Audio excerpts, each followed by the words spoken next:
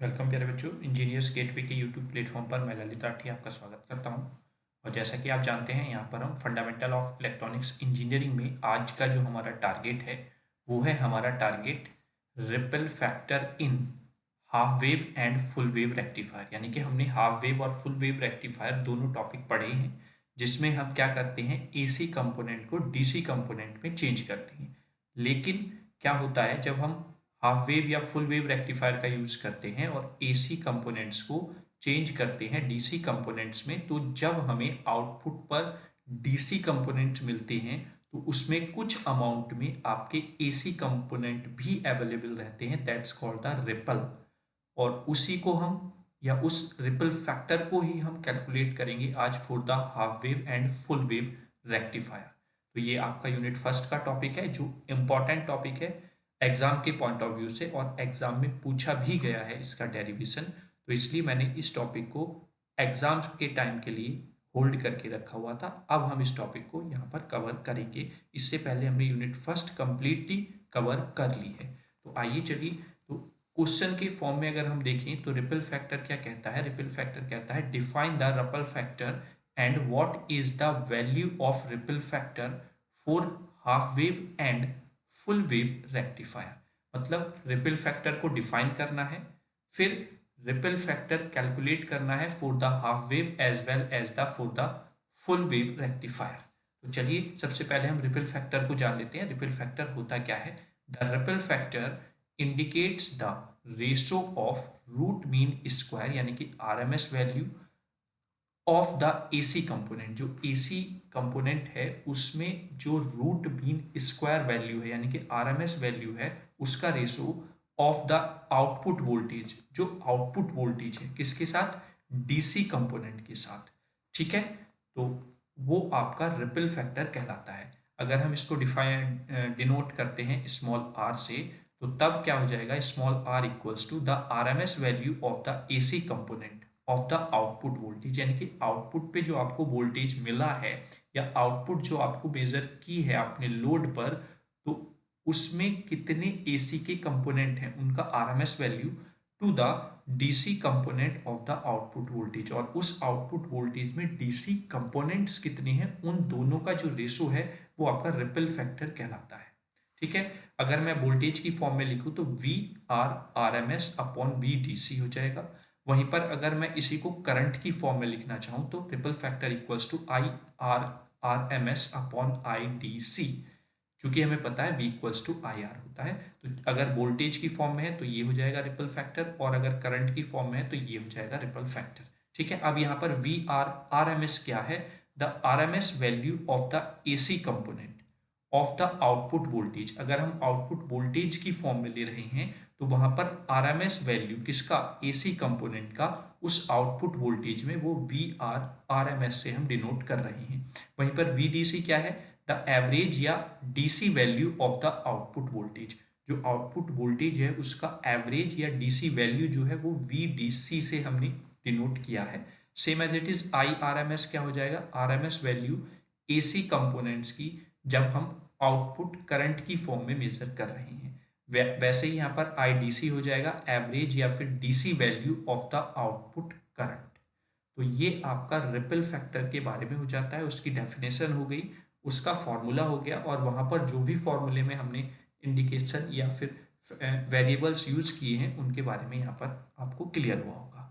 अब हम कैलकुलेट करेंगे रिपल फैक्टर। पहले हम रिपल फैक्टर की वैल्यू को कैलकुलेट करेंगे, फिर हम रिपल फैक्टर को फाइंड आउट करेंगे for the half wave as well as for the full wave rectifier.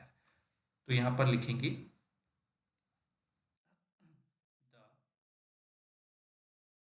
Are M S value, RMS value of the rectified output load current is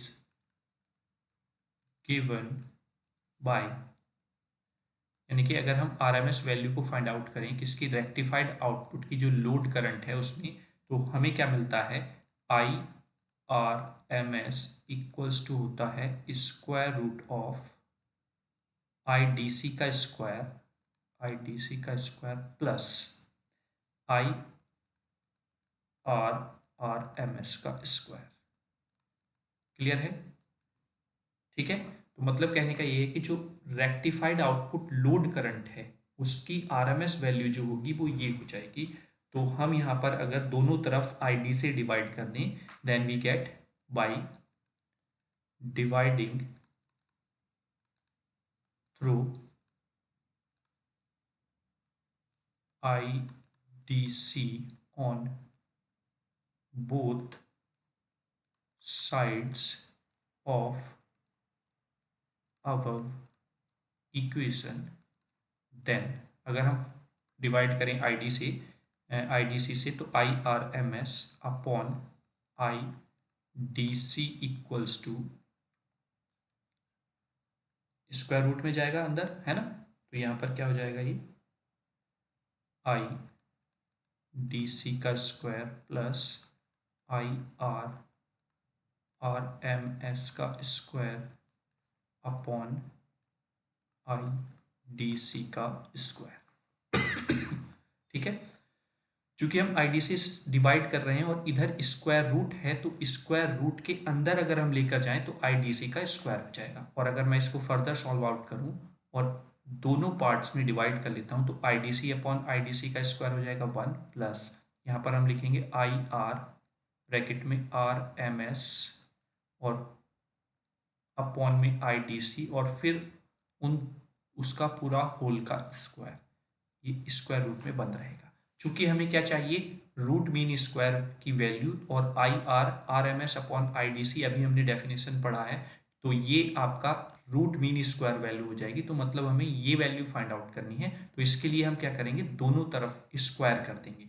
squaring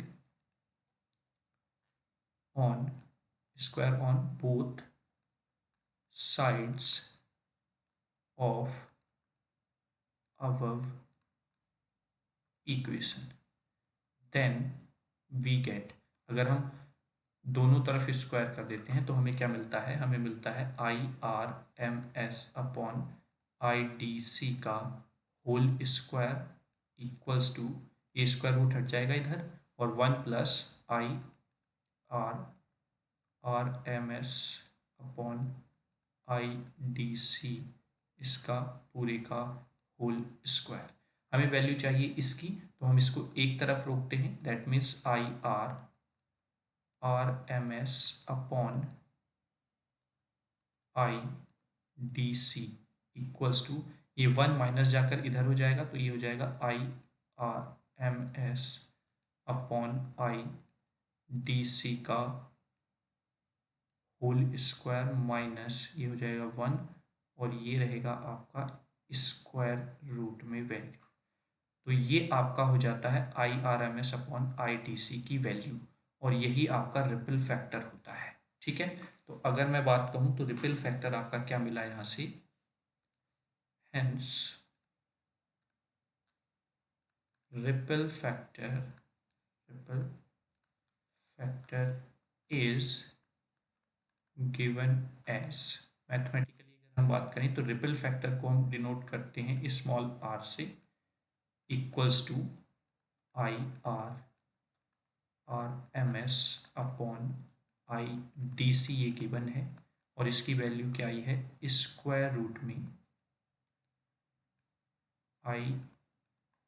IRMS upon IDC का whole square minus 1। तो ये आपके पास ripple factor की value आ जाती है। अब इसी रिपल फैक्टर से हम फाइंड आउट करेंगे हाफ वेव रेक्टिफायर की वैल्यू, और फुल वेव रेक्टिफायर के लिए रिपल फैक्टर क्या होता है। उसके लिए हमें हाफ वेव और फुल वेव दोनों के लिए IRMS और IDC की वैल्यू को फाइंड आउट करना है, पुट करना है, then we calculate the value.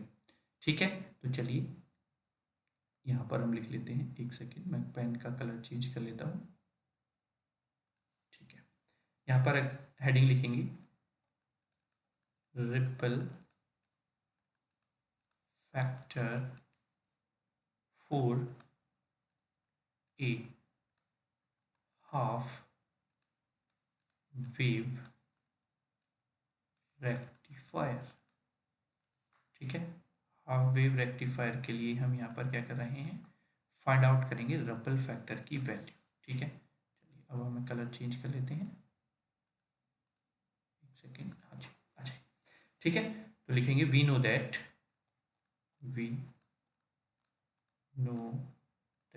हम जानते हैं कि रिपल फैक्टर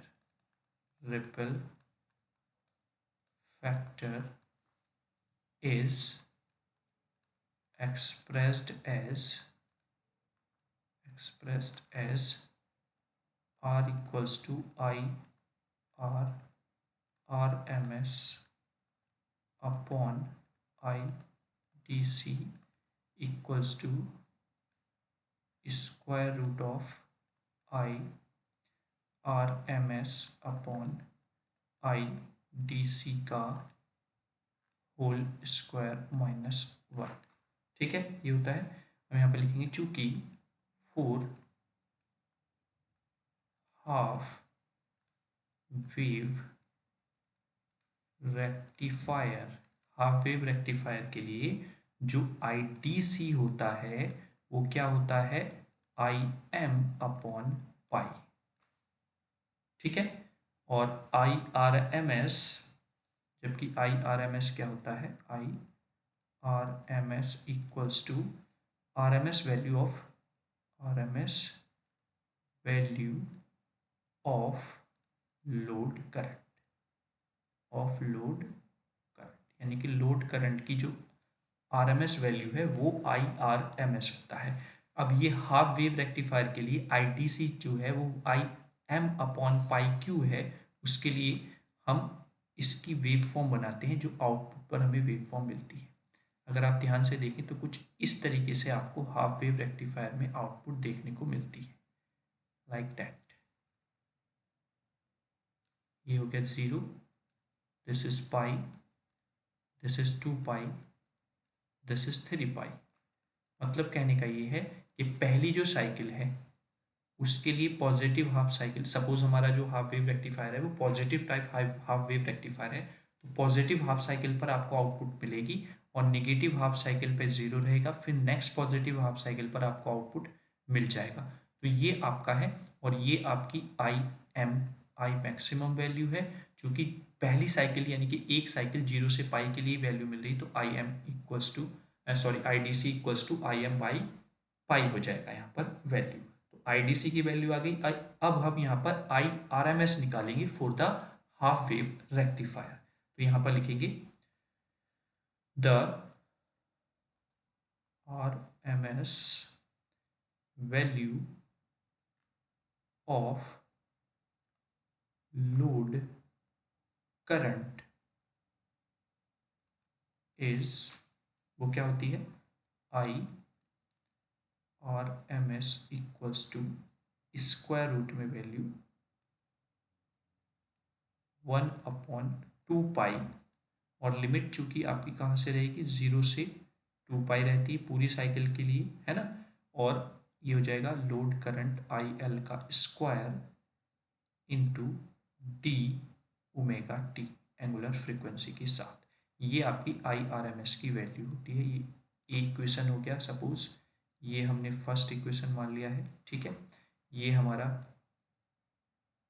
सपोज हमने ये ए मान लिया है बच्चों, और ये बी इक्वेशन है। ठीक है, क्लियर हुआ। तो ये वैल्यू होती है RMS वैल्यू लोड करंट के। अब हम यहाँ पर बात कर रहे हैं हाफ वेव रेक्टिफायर की, तो लिखेंगे फोर हाफ वेव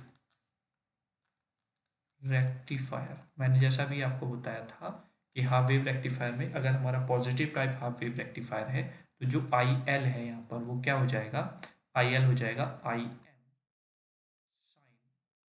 अगर साइन वेव है तो साइन ओमेगा टी। फोर कब, जब साइकिल 0 से जो समय है यानी कि एंगुलर फ्रीक्वेंसी जो है वो कितनी है, 0 से तो बड़ी है और पाई से छोटी या पाई के इक्वल है, तब आपको वैल्यू मिलेगी। अदरवाइज यहाँ पर 0 मिलेगा। 4 कब मिलेगा 0, जब पाई की वैल्यू से बड़ी हो, ये पाई से बड़ी हो और 2 पाई से आपका छोटी वैल्यू आपको मिली। तो दैट मीन्स आई एल की वैल्यू तब 0 हो जाएगी। हेंस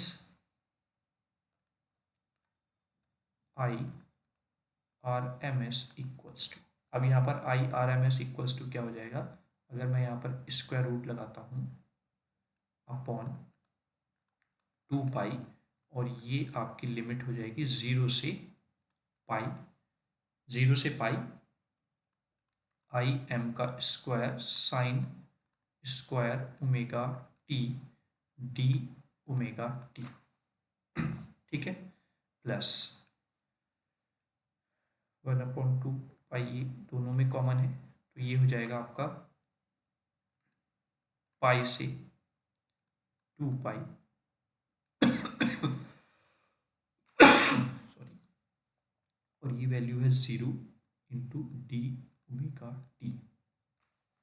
तो ये तो 0 वैल्यू होगी तो ये तो टर्म खत्म हो जाएगी, तो हमारे पास आई आर एम एस क्या आ जाएगा, I R M S equals to square root में 1/2 पाई लिमिट 0 टू पाई, और ये हो जाएगा आई स्क्वायर यानी कि I am square sine omega T D omega T, ठीक है। अब जब हम इसको इंटीग्रेट करेंगे तो 1/2 पाई, ठीक है, और जब हम इंटीग्रेशन करेंगे देन वी गेट, या फिर इंटीग्रेशन हम डायरेक्ट तो कर नहीं पाएंगे क्योंकि साइन का स्क्वायर है, तो मैं इसको और छोटा करके बच्चों यहाँ पे लिख लेते हैं 0 टू पाई, यहाँ पर हो जाएगा आई एम का होल स्क्वायर, और हम इसको लिख लेते हैं 1 minus cos 2 omega T upon 2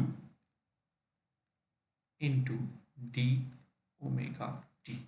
हमने क्या किया यहाँ पर, साइन स्क्वायर ए की वैल्यू रख दी 1 माइनस कॉस 2a अपॉन 2, ठीक है, क्लियर हुआ।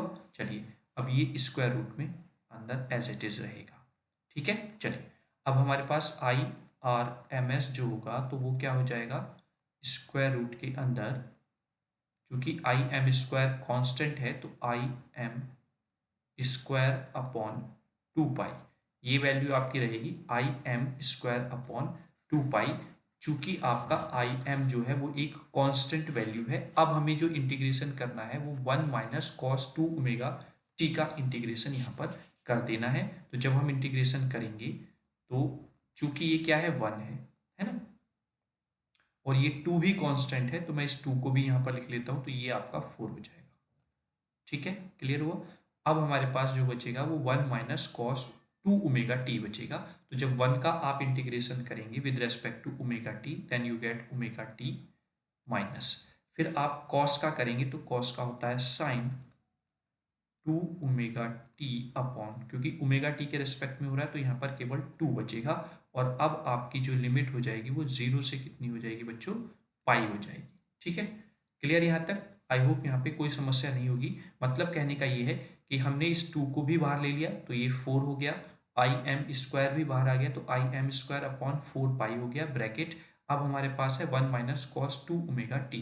जब हम इसका इंटीग्रेशन करेंगे तो सबसे पहले 1 का इंटीग्रेशन करेंगे, और 1 का इंटीग्रेशन डी ओमेगा टी के रेस्पेक्ट में ओमेगा टी हो जाएगा माइनस, फिर यहाँ पर कॉस 2 ओमेगा टी का जब हम करेंगे तो कॉस का हो जाएगा साइन, और 2 ओमेगा टी का अपॉन में आ जाएगा 2, ठीक है। अब हम लिमिट जब पुट करेंगे देन वी गेट, यहाँ पर हम लिखते हैं आई एम का होल स्क्वायर अपॉन 4 पाई। जब आप पाई लिमिट यहाँ पर रख रहे हैं तो ये हो जाएगा पाई, और जब ओमेगा टी की जगह पर आप पाई रखेंगे तो साइन पाई की वैल्यू कितनी होती है, 0 होती है, तो पाई माइनस 0। फिर दूसरी तरफ जब आप 0 पुट करेंगे तो 0 पर ओमेगा टी तो 0 ही रहेगा, और साइन ये भी क्या हो जाएगा 0, तो ये माइनस 0 आएगा, ठीक है, क्लियर हुआ। तो ये आपको वैल्यू मिलेगी। तो यहाँ से I R M S equals to क्या आ गया, ये वैल्यू सारी 0 हो गई और ये पाई से पाई कट जाएगा, then we get I M by 2। जब हम स्क्वायर रूट ओपन करेंगे क्योंकि आई एम का भी होल स्क्वायर हो रहा है और नीचे आपका 4 है तो वो 2 बच जाएगा, तो आपके पास आई आर एम एस भी आ गया है। आई डी सी जो था आपके पास हाफ वेव रेक्टिफायर के लिए वो क्या था, आई एम बाई 2 था, वो सॉरी पाई था, ठीक है। ये आपके पास वैल्यूज अवेलेबल थी।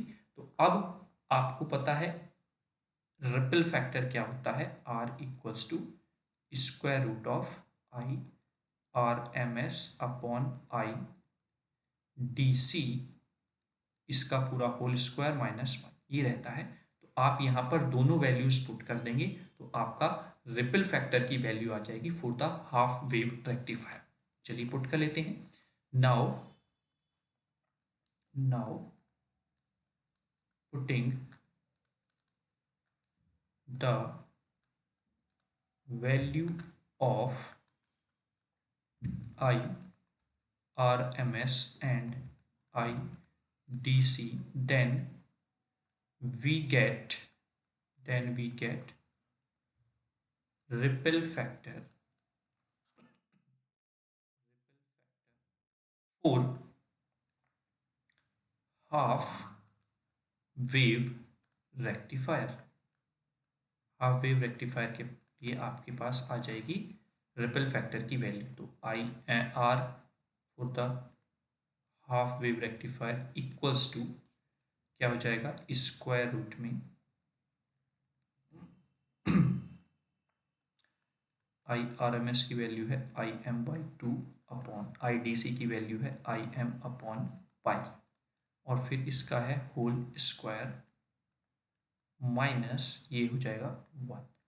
ठीक है, इक्वल्स टू, अगर मैं इसको स्क्वायर को ओपन करता हूँ तो ये हो जाएगा आई एम का स्क्वायर, टू का स्क्वायर हो जाएगा फोर, और चूंकि ये अपॉन में है तो ये उल्टा हो जाएगा, ये हो जाएगा पाई का स्क्वायर अपॉन आई एम का स्क्वायर माइनस वन। तो आई एम स्क्वायर से I am square cancel out हो गया, देन स्क्वायर रूट ये हो जाएगा pi square upon four minus one. ठीक है, और जब आप इस वैल्यू को सॉल्व आउट कर लेंगे तो ripple factor for the half wave equals to कितना आएगा, 1.21। जब आप इसको कैलकुलेट करेंगे अपने कैलकुलेटर से साइंटिफिक वैल्यू फाइंड आउट कर लेंगे, then you get the ripple factor for the half wave rectifier is 1.21। ये हो जाएगा आपका ripple factor for the half wave rectifier. चलिए अब हम रिपल फैक्टर फाइंड आउट करते हैं for the full wave rectifier. Ripple factor for full wave rectifier. ठीक है, तो फुल वेव रेक्टिफायर हो या हाफ वेव रेक्टिफायर हो, रिपल फैक्टर की वैल्यू तो वही रहेगी। तो लिखेंगे वी नो दैट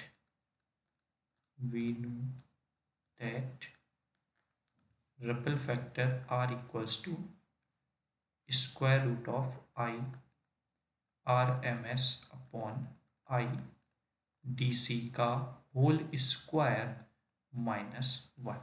ठीक है, फॉर्मूला यही रहेगा। एंड चूंकि for full wave rectifier,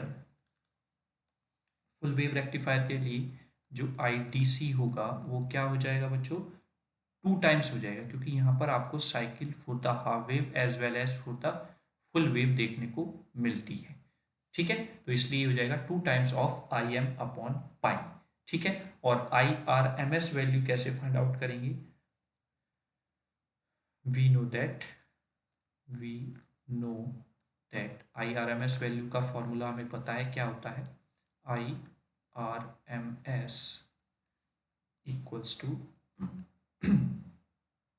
square root of one upon pi for the full wave rectifier. ठीक है, one upon pi integration zero to pi, ये हो जाएगा आई एल का स्क्वायर डी ओमेगा टी।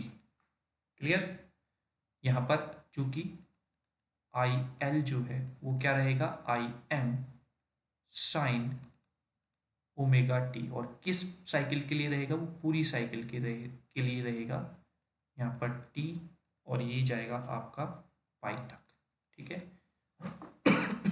ठीक है, चाहे आपका हाफ वेव रेक्टिफायर मतलब चाहे आपकी पॉजिटिव हाफ साइकिल हो चाहे आपकी निगेटिव हाफ साइकिल हो, it will be zero to T और मतलब पाई आपका देखने को मिलेगा। तो यहाँ से जब आप वैल्यू पुट करेंगे तो आपको क्या मिल जाएगा, I R M S equals to, यहाँ पर आपने वैल्यू पुट की स्क्वायर रूट 1/पाई 0 to पाई। ये वैल्यू आई एल की जगह पर जब आप वैल्यू पुट करेंगे तो यहाँ पर हो जाएगा आई एम का square sine omega T D omega T. ठीक है, चलिए अब आप यहाँ पे इसको सॉल्व आउट करेंगे। चूंकि आई एम आपका कांस्टेंट है तो आप यहाँ पर आई एम को बाहर ले लेंगे इंटीग्रेशन से, I am square upon pi. यहाँ पर आप वही चीज करेंगे 0 to पाई, चूंकि आपका साइन स्क्वायर ओमेगा टी है तो इसलिए आप पहले यहाँ पर 2 से मल्टीप्लाई डिवाइड करके जो भी आप यहाँ पर साइन स्क्वायर ए का फॉर्मूला रखेंगे तो वो क्या आ जाएगा 1/2 1 minus cos 2 omega T into D omega T आपको यहाँ पर देखने को मिलेगा। और ये सारी वैल्यूज किस में रहेंगी, स्क्वायर रूट में। ठीक है, ये स्क्वायर रूट में वैल्यू आपको देखने को मिल जाएंगी। चलिए यहाँ पर अगर हम I R M S find out करते हैं then we get square root equals to में है जब आप इसको वैल्यू को पुट करेंगे तो क्योंकि 2 आपका क्या है कांस्टेंट है तो आई एम स्क्वायर बाई 2 पाई हो जाएगा। ठीक है, अब जब आप इसका इंटीग्रेशन करेंगे तो ये आएगा ओमेगा टी माइनस ये हो जाएगा साइन 2 ओमेगा टी अपॉन 2 और लिमिट हो जाएगी 0 से पाई। ठीक है, जब आप लिमिट पुट कर देंगे यहां पर तो I R M S equals to square root में आपका क्या होगा, आई एम का स्क्वायर अपॉन 2 पाई 2 पाई। जब आप ये लिमिट पुट करेंगे then you get the value here pi, only pi आपको देखने को मिलेगा और यहाँ पर पाई से पाई कैंसिल आउट हो जाएगा। और अगर मैं इस लाइन को थोड़ा सा छोटा कर लेता हूँ, एक सेकेंड, ये तो जब हमने इसको छोटा किया then you get the I R M S equals to, क्योंकि पाई से पाई कैंसिल आउट हो गया तो यहाँ पर बचा I M upon square root 2। ठीक है, तो आई आर एम एस की वैल्यू यहाँ से आ गई I M upon square root 2। ठीक है, अब हमारे पास आई आर एम एस भी हो गया है for the full wave rectifier और आई डी सी की वैल्यू भी है हमारे पास for the full wave rectifier. Then putting the value of now putting the values of IDC and IRMS for find out the ripple factor for full wave rectifier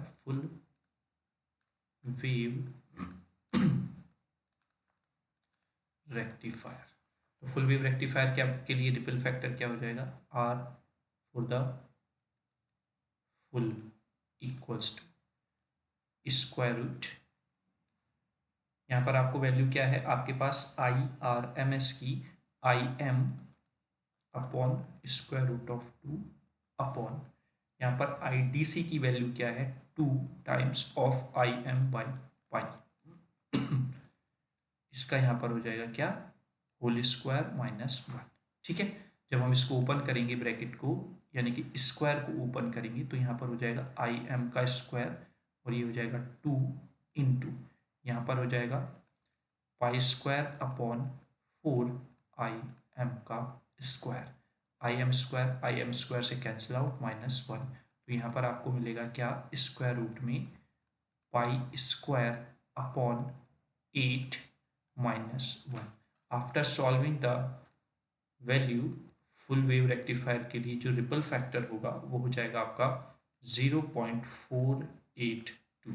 तो ये आपका ripple factor की value हुई for the full wave rectifier. तो यहाँ से हमें क्या कंक्लूजन मिलता है, चूंकि ripple factor for the half wave rectifier आपको मिला था 1.21, है ना।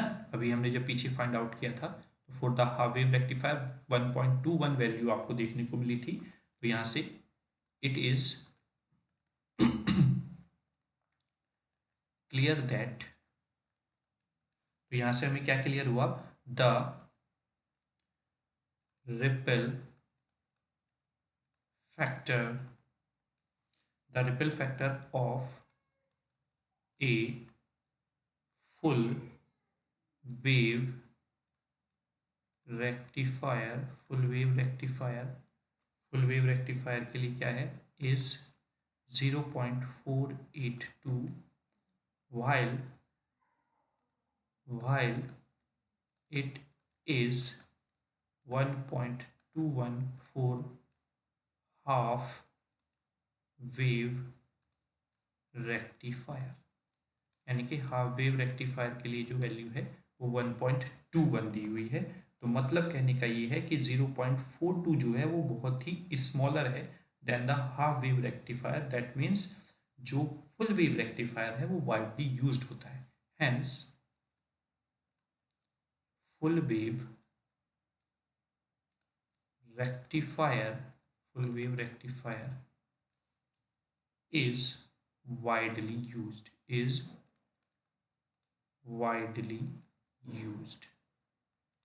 क्लियर हुआ।